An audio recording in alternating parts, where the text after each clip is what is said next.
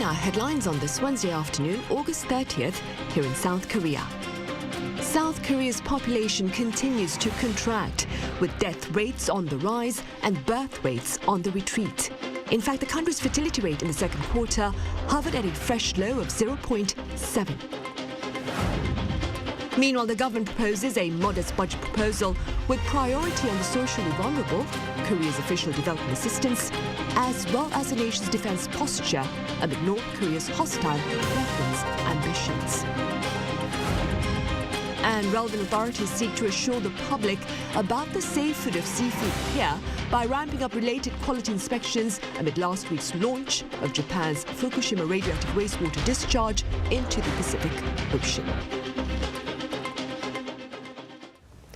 Korea's shrinking demographic portrait persists with a further plunge in its fertility rate. Our Park Go-nu covers the latest findings. South Korea's population continues to fall. According to data by Statistics Korea on Wednesday, the country's population saw its 44th straight month of natural decrease ever since November 2019. Deaths have exceeded births. The total fertility rate in the second quarter was just 0.7, which is the lowest for any April to June period. The number of births in the second quarter fell to its lowest ever figure, dropping by 6.8% compared to the same period in 2022. This was the 30th quarter in a row that the number of births has fallen. The birth figures for June were also down 1.6% year-on-year. An official from Statistics Korea said this was mainly caused by the shrinking number of females aged 25 and 39, and as more people are staying single or getting married later. In fact, research from the agency on Monday showed only 1 out of 3 young adults think positively about marriage, and half of them answered that having children is unnecessary. The number of deaths increased 7.6% in June to over 26,000, which was the highest of any June since the data was first compiled in 1983. In terms of the second quarter of this year, there were 8% fewer deaths due to the base effects of COVID-19 in the second quarter of last year.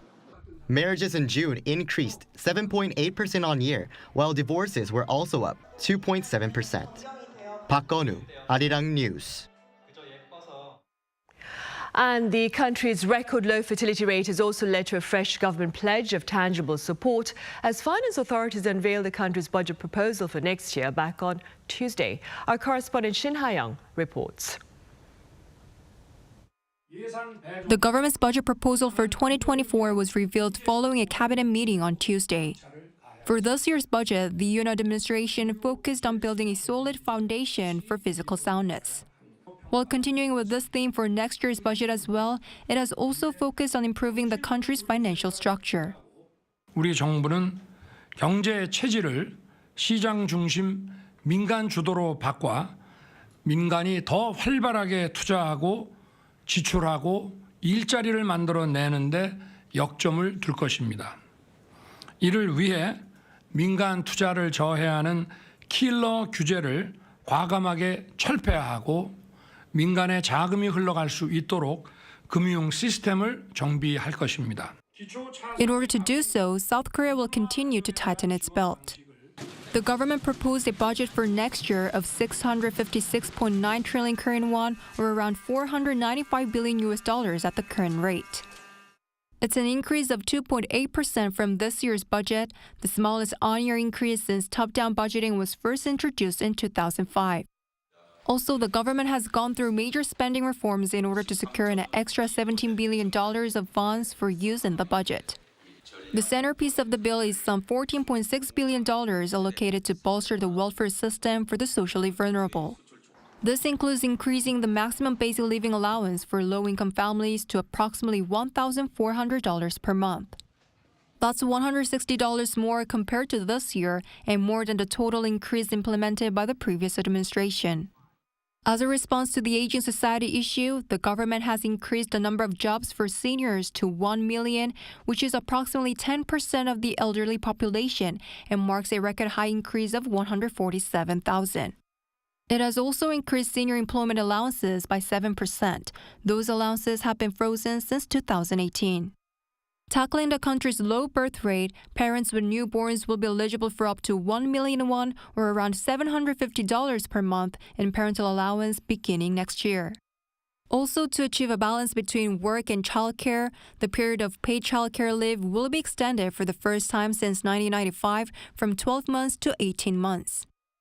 Next year's budget has also been designed to manage the increase in government debt by reducing expenditure growth. Despite a decline in tax revenue, we mitigated the deterioration of the fiscal balance for the upcoming year by curbing the growth rate of total expenditure. We have also managed to control the increase in national debt, keeping it at its lowest level since 2019 at 61.8 trillion won, as part of efforts to establish a solid foundation for fiscal soundness. With next year's budget, South Korea's budget deficit to GDP ratio is forecast to be at 1.9%, worsening by 1.3 percentage points from this year. The total national debt to GDP ratio is expected to be 51% next year, up 0.6 percentage points from this year. The government will submit the final bill to the National Assembly on September 1st, and the legal deadline for the National Assembly to pass the budget is December 2nd. 신하영, 아리랑 뉴스. Staying with the Yoon administration spending plans, a bigger budget has been earmarked for national defense as well as development assistance for countries in need of support, including Ukraine, where Russia's invasion continues. Our foreign affairs correspondent Peunji has more. South Korea has tentatively allocated its largest ever budget for official development assistance, or government aid designed to promote the economic development and welfare of other countries. Stressing the country's growing role in the global community, President Yoon said Tuesday that the government plans to raise the ODA budget next year to 6.5 trillion Korean won, or roughly $4.9 billion. 글로벌 중추국가로서 국제사회에 대한 책임 있는 역할과 기여도 확대해야 합니다. 우크라이나 재건 지원 ODA 예산을 5배 이상 확대하고 디지털 분야 ODA를 대폭 늘리겠습니다. Of the total ODA budget, nearly $400 million will be used to support Ukraine, which is 8 times higher than last year. It will spend $196 million to provide medical supplies, humanitarian aid, and around $98 million for reconstruction projects. And another $98 million will be given to help Ukraine through international agencies. As for next year's defense budget, the country has announced a plan to increase it by 4.5%, focusing on strengthening its capabilities to counter North Korea's nuclear missile threats. The Defense Ministry said Tuesday that it'll submit a budget proposal of about $45 billion to the National Assembly on Friday for approval. It seeks to spend around $13.5 billion to bolster defense capabilities, 5.2% higher compared to the year before. This includes building a combined combat system using both manned and unmanned assets, as well as developing the country's so-called three-axis defense system, a scheme to counter North Korea's nuclear missile threats. The first axis is to preemptively strike North Korea's nuclear missile sites when there are signs of an imminent attack targeting South Korea. If that fails, it moves on to the second axis, intercepting launched missiles using a multi-layered missile defense system. And finally, the third axis, mass retaliation against North Korea following an attack on the south. The ministry also set aside $31 billion to run its military forces, an increase of 5.8% on year. Meanwhile, the government decided to cut next year's budget for the Unification Ministry by more than 20%. Peunji, Arirang News. President Yoon Suk-yeol says the government remains committed to supporting a private-led, market-centered business strategy for the country's startups. Now, addressing startup founders, industry investors and related officials on this Wednesday, President Yoon also sought ways to strengthen the local startup scene. Startup Minister Lee Young also took the occasion to share her ministry's plans to offer assistance to Korean startups seeking to venture overseas and to create global startup hubs here. Participants to this latest gathering, for their part, are also said to have highlighted the importance of collaboration between large corporations and startups.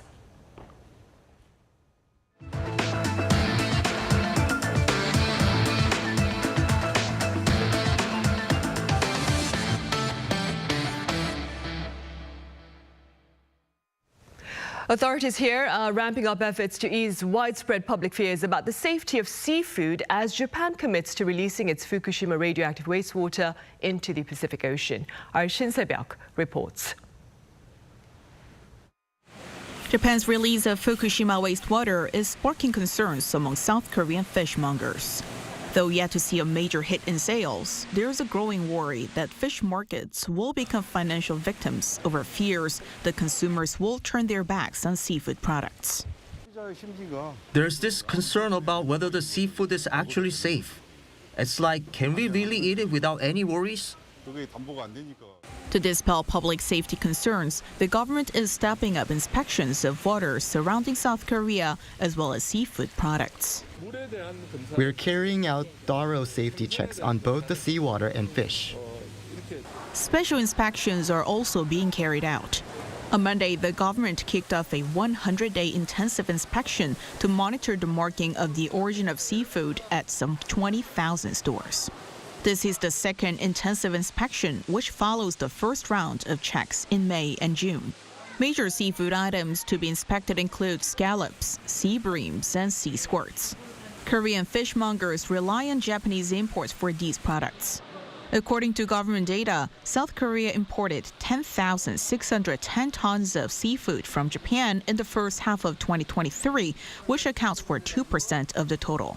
Meanwhile, the government is coming up with measures to boost seafood consumption as it strives to ensure seafood safety.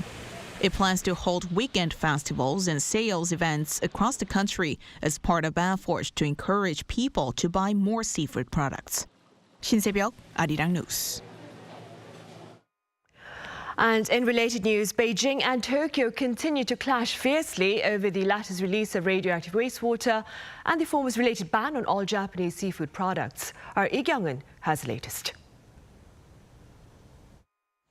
Beijing's decision to ban all its seafood imports from Japan has prompted Tokyo to threaten to take Beijing to the World Trade Organization in order to seek a reversal.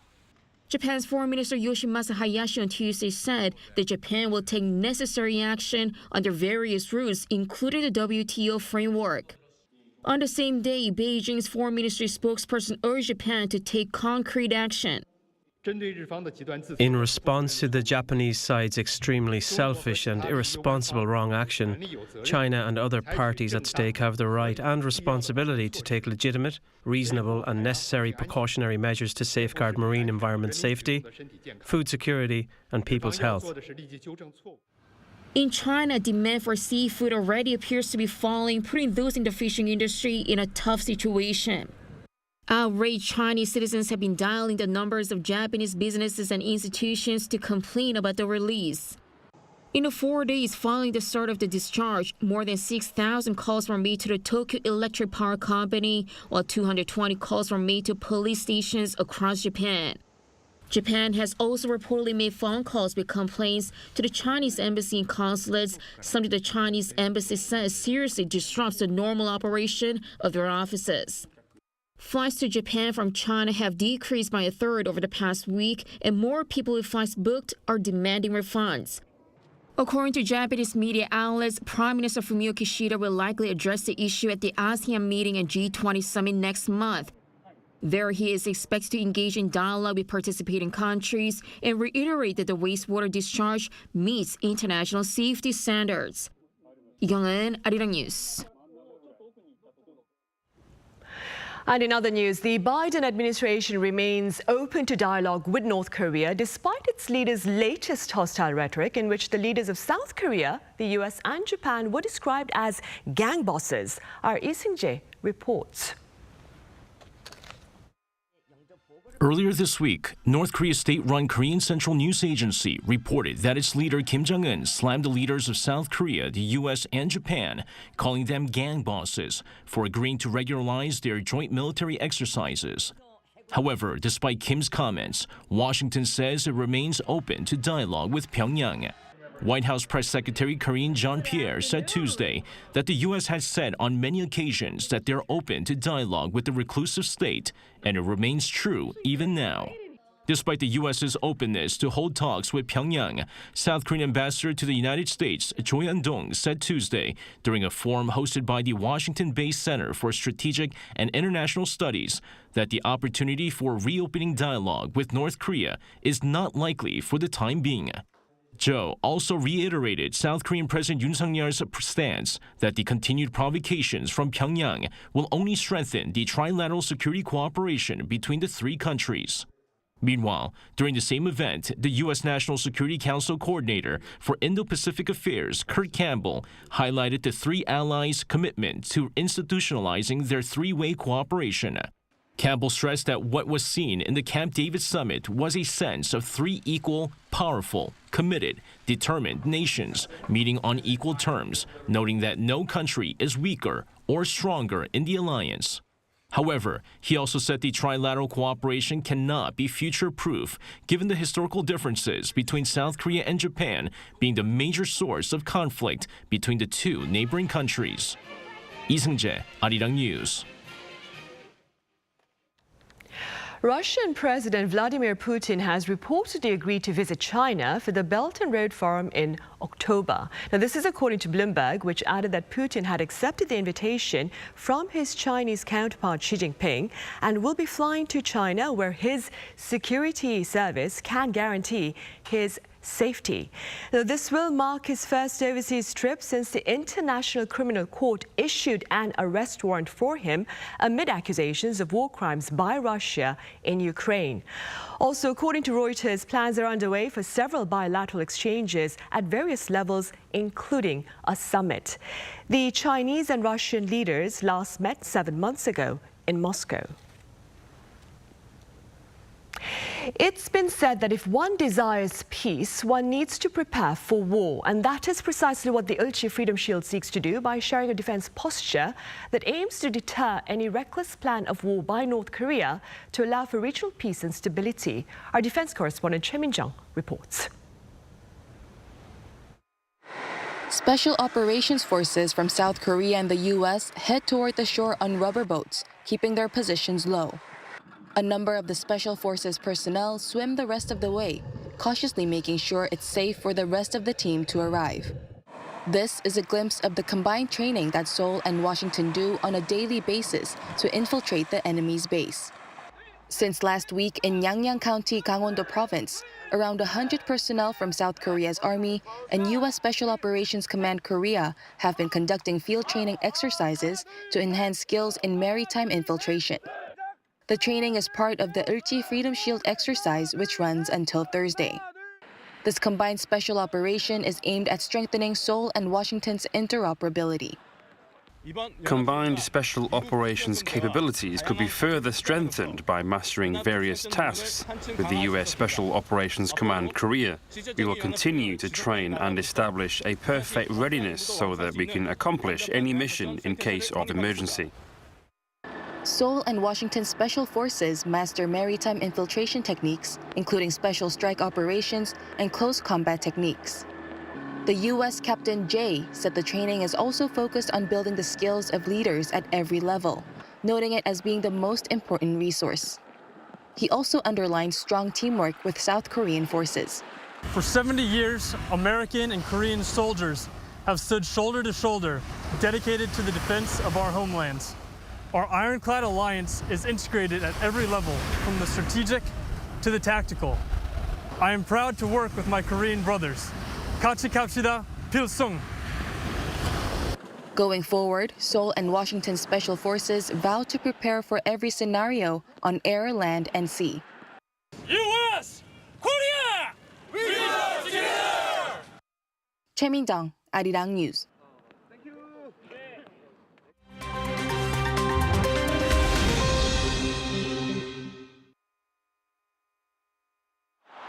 Let's take a look at what's going on in the world now. In Russia, Wagner mercenary group chief Yevgeny Prigozhin was buried in a private funeral.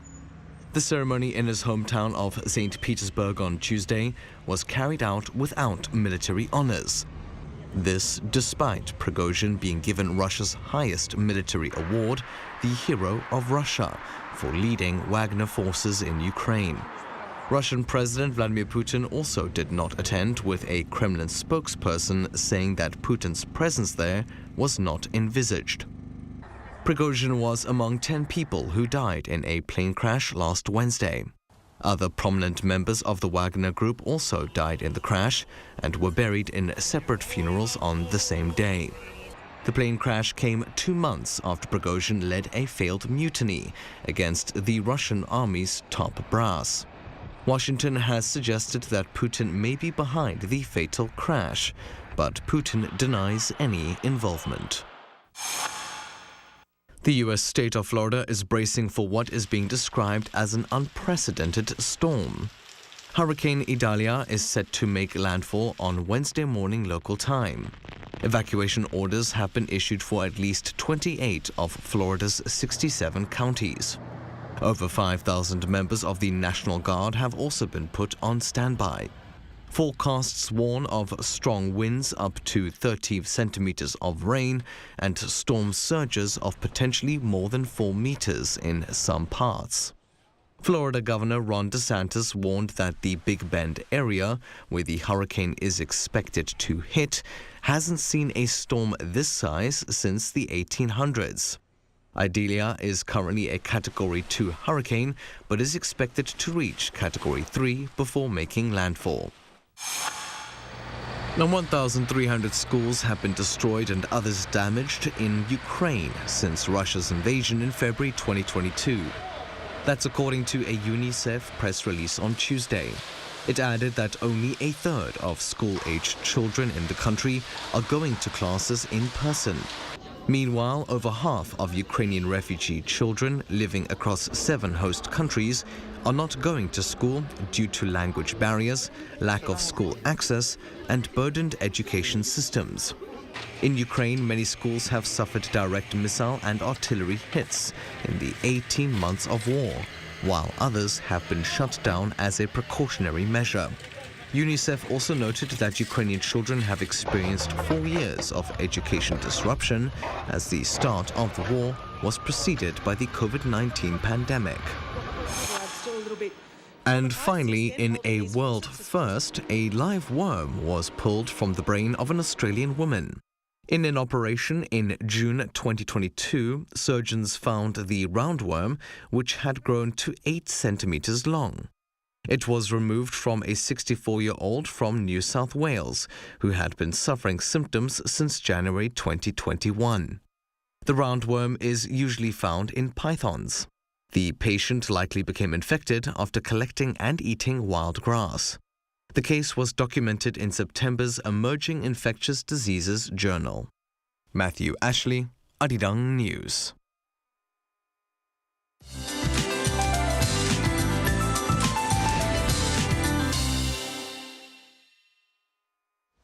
Good afternoon. Southern parts of the country have been dealing with downpours again. Rain could pound down 30 to 60 millimeters an hour through tomorrow. So heavy rain alerts will expand to more of the south as the day goes on today. In fact, coastal regions in Gyeongsang-do provinces and nearby areas will be hit the hardest with downpours. Jeju and Jeollado provinces could see up to 120 millimeters of rainfall into Thursday. Along with showers, there will be gusty winds with thunderstorms at times. Afternoon highs are similar to yesterday in central parts of the country under cloudy skies with light passing rain, but southern regions are having highs that are 1 to 4 degrees lower than yesterday. Sorry for those taking a late summer vacation. You need to take the weather into account and stay away from the water if you're traveling to the south and Jeju. It will rain through Sunday, but Jeju Island will see rain into next Monday. That's Korea for you, and here's a look at the international weather conditions.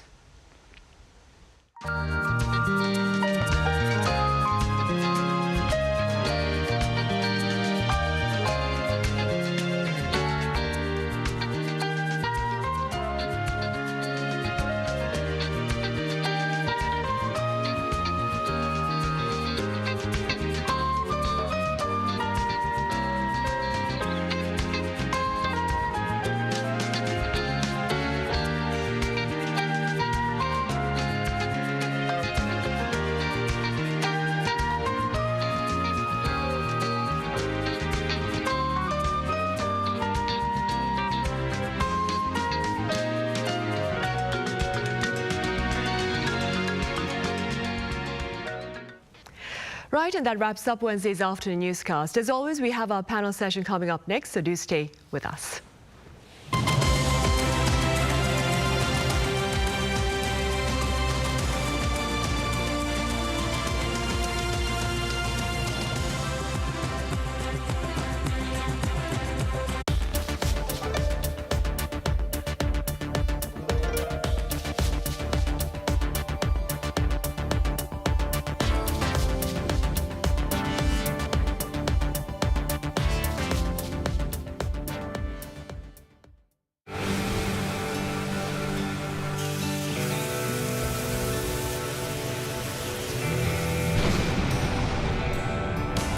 Busan, Korea is already reaching the entire world, like ocean waves that travel far and wide. It's Busan, the perfect World Expo city, transforming our world, navigating toward a better future.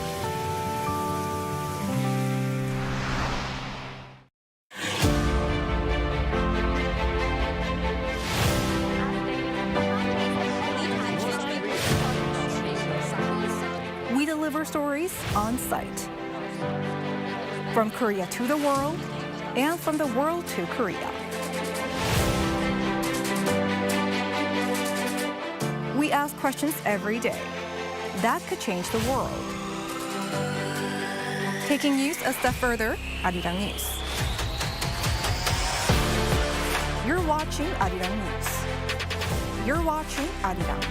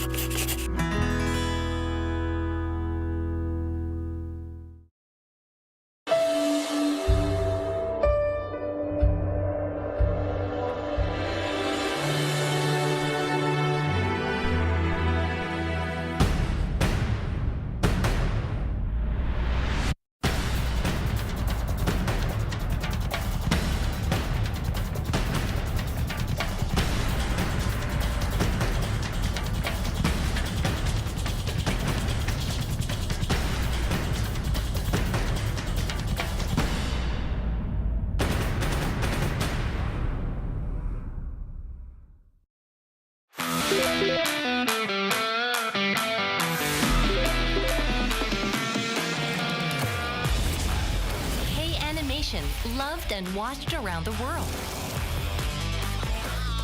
We want to make more animations to reach more children.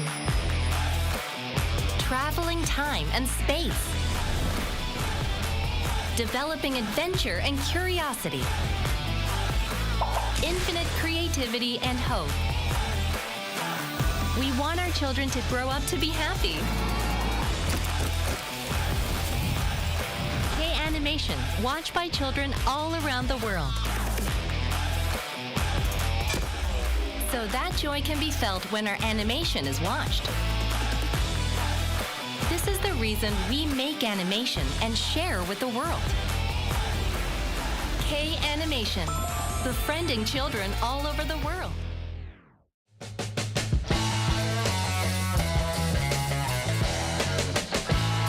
Contour the world, simply contour. India, the United Kingdom, New Zealand. Woo!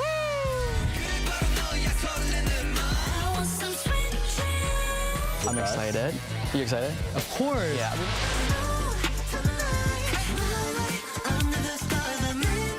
Music, start.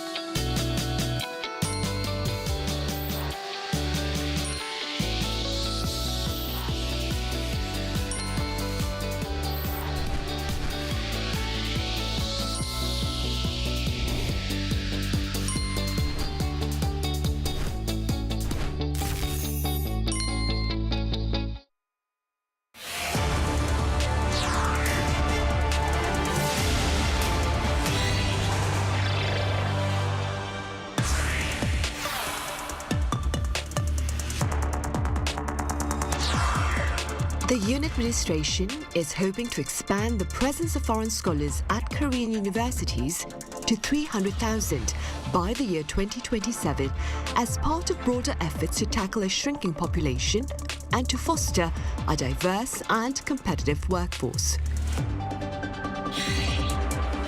So how are authorities planning to achieve this ambitious goal? What has been the response from foreign scholars?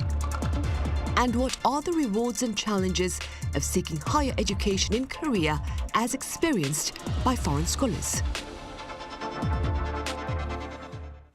Welcome to Issues and Insiders. Today, we delve into government plans here to promote the presence of foreign scholars at local universities. For more on this, I have Kwon Soa here in the studio with me. So, as always, welcome back.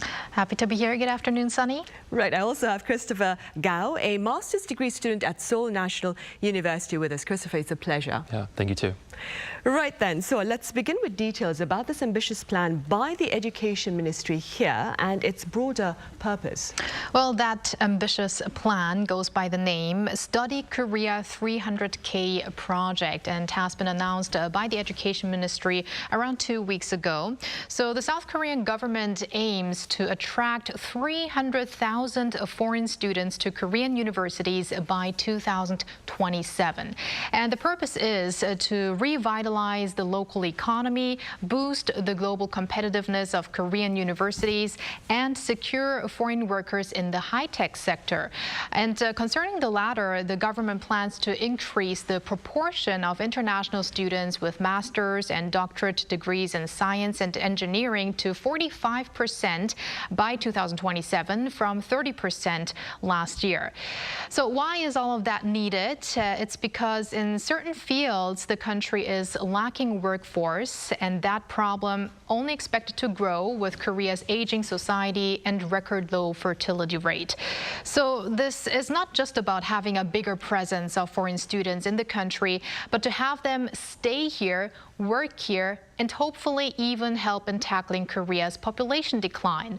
So getting into some of the details of what the project entails, domestic universities, provincial governments, and businesses will all be involved in this project to put their heads together to find ways to help the students settle in and find the right career path and so forth. And to do that, they will build task force teams, and special zones will be designated to foster the globalization of education in each region of the country, which should also help in filling up universities outside the metropolitan region. Service centers will be established for international scholars at Korean education centers overseas, and an easing of regulations at universities that have made it difficult to attract more foreign students has also been promised. And also, according to one report, it already had an estimate of what kind of economic benefits this project should reap. So around 4.8 trillion won or $3.6 billion is expected to be the benefits. Right, I see.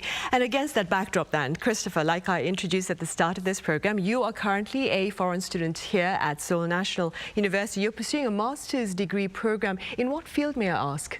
Yeah, so my master's degree is in international cooperation. Right. What was your decision? What led to your decision to pursue your studies here in Korea? Yeah, so that was actually a pretty difficult decision for me. I had already committed to a U.S. university, and I had dead set on going to that school, but I was a bit overwhelmed by the amount of debt that I would be facing in the U.S. and my projected earnings after graduation. So just seeing the the relative disparity between those numbers gave me a lot of anxiety, and I thought that the education here is actually a tenth of the cost of what the school that I was planning to go to, and the living cost is about 1/3. So from that aspect, it made a lot of sense. And additionally, my academic interests and my trajectory up to this point kind of led to me, in this direction. It made a lot of sense because I'm interested in, North Korea, the U.S.-ROK alliance, and kind of Northeast Asia security issues. So this is a really great place for me to pursue those interests further. But in terms of the enrollment process for these types of schools in Korea, it is a bit daunting for someone who hasn't done it before. So there are a lot of interesting certificates that you need for documents, like the apostille process, like that can be very lengthy. So yeah, for people that are interested in pursuing a degree in Korea, like that should be done well in advance and just kind of, reading into that beforehand, because I didn't know what I was getting into, but yeah, now that I'm here, I'm glad I made this decision, so. How long did the entire process take you to apply to the university here, the master's degree? So I think in comparison to U.S. universities, there was quite a bit of essays in terms of like the application process. I did have to write a lot. The document certification, that can take upwards of like a month or a month and a half, but sending them back between agencies in my home country. So that was something that I wish I had started earlier. Yeah, so it does need some preparation. Right, I see. Meanwhile, so I understand plans to expand the number of foreign scholars within the academic arena are also evident beyond borders. Could you tell us a bit more about that? Right. It seems like Korea is not the only country that is seeking internationalization of higher education. So let's take a look at neighboring Japan, which earlier this year unveiled a similar plan that aims to bring in 400,000 foreign students by 2023, while at the same time sending 500,000 Japanese students abroad. So the goal here is to have foreign scholars study and work for a long period in Japan, and for the Japanese students to get more exposure in the world and then return with a wider scope of experiences. Similar projects are also in development in Europe. The UK plans to invest £35 billion, or roughly $44.6 billion US, to host 600,000 foreign students by year 2030. France is aiming at a target of 500,000 students from abroad by 2027.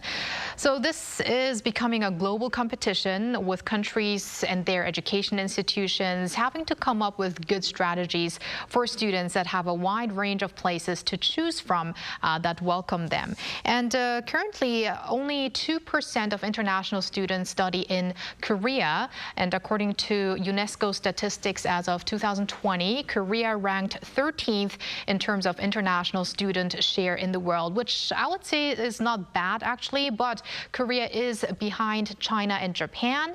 And on top is the US, followed by the UK, Australia, Germany, Canada, and France. And I mentioned earlier that similar projects like the Korean project to get 300,000 students come to Korea are currently in Japan, UK, and France, as I mentioned. And those are already those that are at the top regarding international student share. Right, so there is room for improvement for South Korea then. And that being said then, Christopher, what would you say is a tangible merit of pursuing one's academic interests here in the country?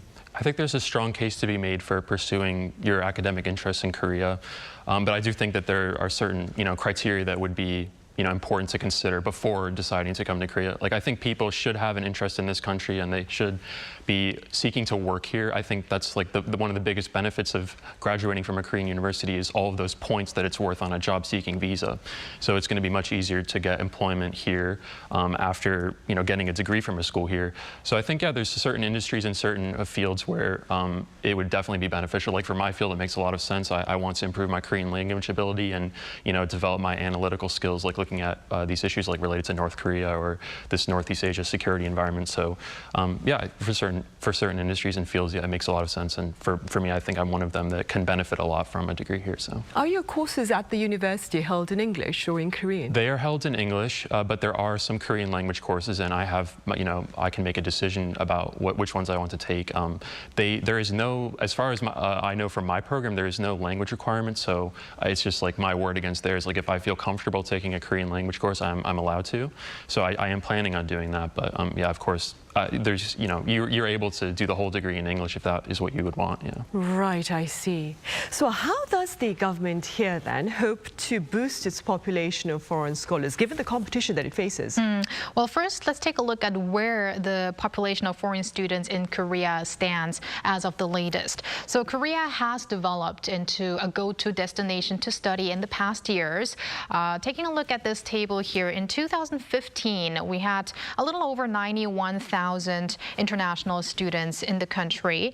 And then Korea soon surpassed the 100,000 threshold. In 2019, so this was before the COVID-19 pandemic, we have reached over 160,000 students. And then you can see that there is not a huge jump between 2019 and 2022 at around 167,000, and that's because of the COVID-19 pandemic, of course. So it looks like the government is trying to almost double this number by 2027. So what does the government specifically aim to offer? First off, it's expected to offer more scholarships, especially raising the Global Korea Scholarships or the GKS quota to 6,000. It was 4,543 last year. And especially for STEM students, which means those who study science, technology, engineering, and mathematics, and also students from specific countries like Poland, the United Arab Emirates, India, and Pakistan will have some special scholarships as well. And that because of specific fields of interest being high in those countries, like in defense, nuclear technology, and again, STEM. The government also plans to expand Korean language institutions, but also have more lectures in English, like Christopher mentioned before. They are already offering those classes at universities that host foreign students, but some students have had experience with instructors speaking in Korean nevertheless. Now, fastening the process of earning visas and citizenships is also planned, and the government also is going to have career training programs so that these students can actually prepare for getting a job in Korea. Right, I see. And also, Christopher, as part of efforts to appeal to a greater number of foreign scholars, there is talk about lowering, that is, or making the Korean language requirement for foreign college applicants more lenient. How do you respond to this? I think that makes a lot of sense given the stated goals of this initiative. And I think the reason I would say that is, realistically, even if you had a very high topic score or a high Korean proficiency test score, I don't think that that necessarily means you can meaningfully engage in coursework, So I think that it makes sense to lower that. And, the flip side of that, which is what I would be concerned about, is like, let's say we have all of these new foreign scholars in here, and ultimately the goal is to have them working, in Korea eventually. So let's say that, they're less prepared to actually enter that workforce if their Korean language ability is lower. So yeah, I think like we heard previously, like increasing the number of like Korean language courses, like for the purpose of teaching Korean to these people, and that might be a healthy middle ground with this policy to address everything they're wanting here. And that being said, Christopher, given your experience back in the US, do you suppose there are enough Korean language centers there to accommodate or to respond to this desire or appetite for Korean language, which I have been told is rising? Right. As far as I know, there is a very marked increase in the amount of Korean language education departments at universities across the United States.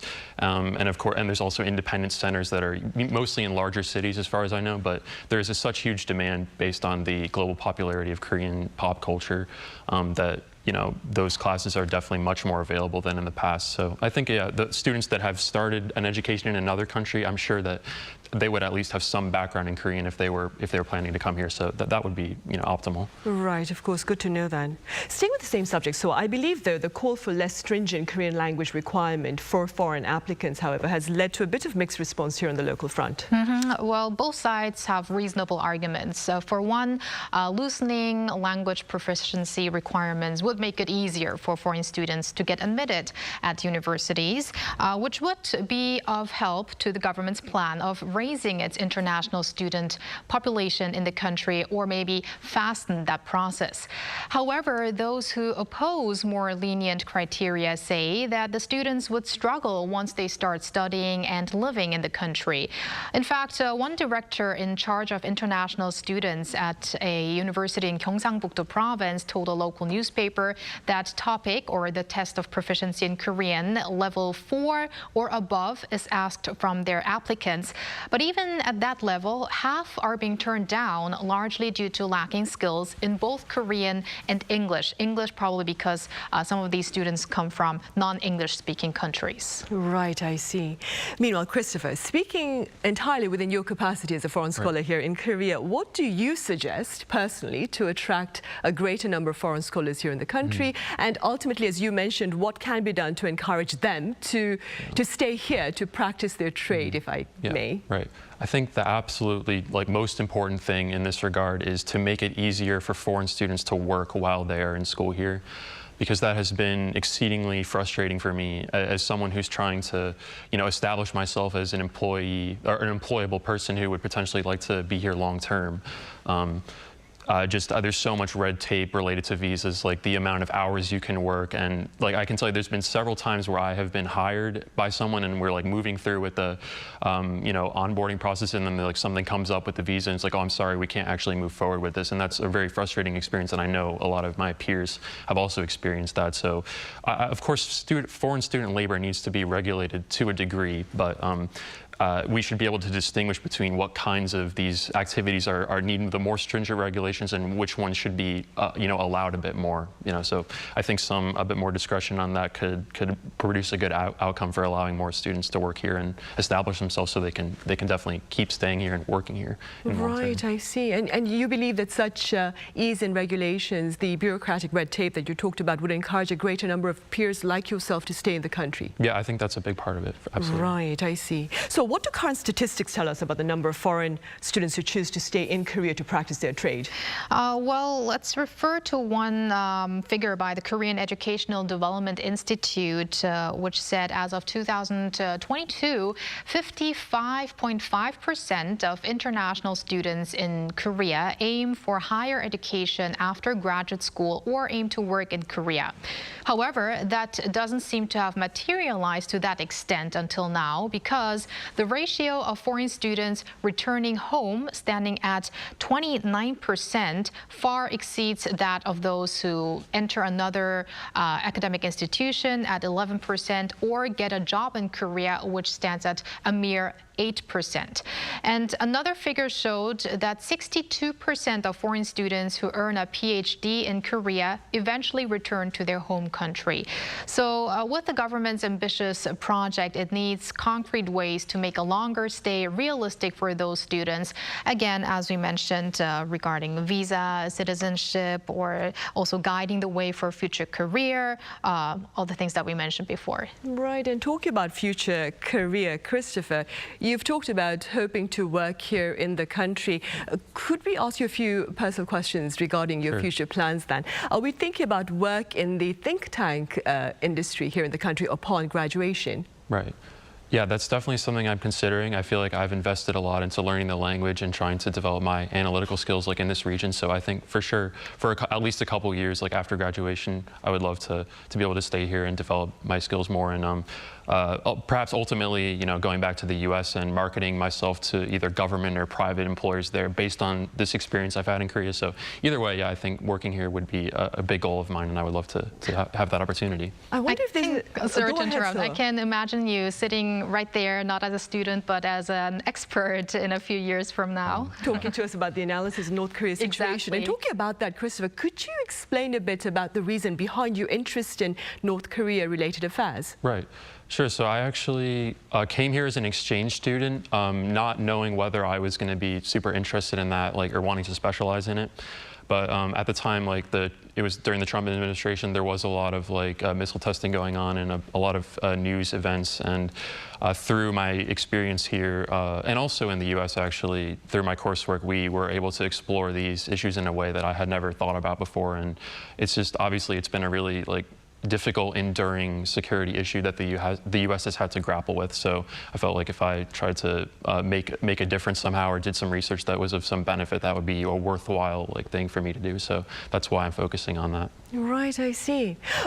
Christopher, thus far, how long have you been here for? About a year then, is it? Or? Well, including the time as an exchange student, I've been here for about 2.5 years now. Right, yeah. And based on that, what have been some of the gains of undertaking a master's degree program here in the country, and what have been some of the challenges? Right. Well, for sure, like I said, getting those extra points on the visas, like, once you graduate, that's one of the biggest merits of it. But in terms of like the actual attending the school and those classes, the biggest benefit I would say is a lot of different perspectives, especially regional and Korean perspectives that I wouldn't have been exposed to if I was attending a U.S. school.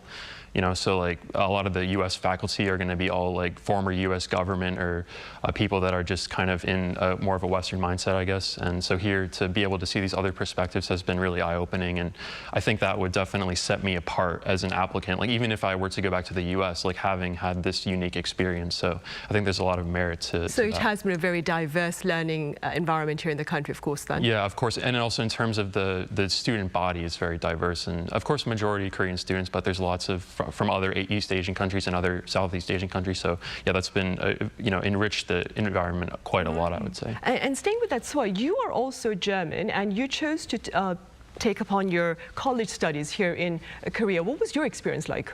My experience, that's a good question. Actually, I always wanted to, have that real Korean experience because I've been born and raised in Germany, and I also really wanted to wear a school uniform in Korea. That's why I actually went to high school for just 1 year to have that experience, and then transferred to a Korean university. So, yeah, I mean, I can't compare German university to Korean university because I never went to a German university, but I have to say I had a good experience. Right. And talking about comparison then, Christopher, how does the learning experience here compared to the learning experience over in the US? Because you've been to university there and you're doing your master's degree here in the country. Right. So I'd say one of the biggest differences in terms of the learning experience is that there's going to be a bit more of a lecture-based format in some of the classes. I would say it's not as stark of a contrast as I was expecting. Like, some people might have this perception that East Asian education is just this entire rote memorization lecture type thing, and I would say that's not true. Like, a lot of the classes are seminar-based, and there's also discussions, and that's been great, but for sure there are other classes where it's much more of a, just listening and listening to a lecture type of an ordeal. So that's been the biggest thing.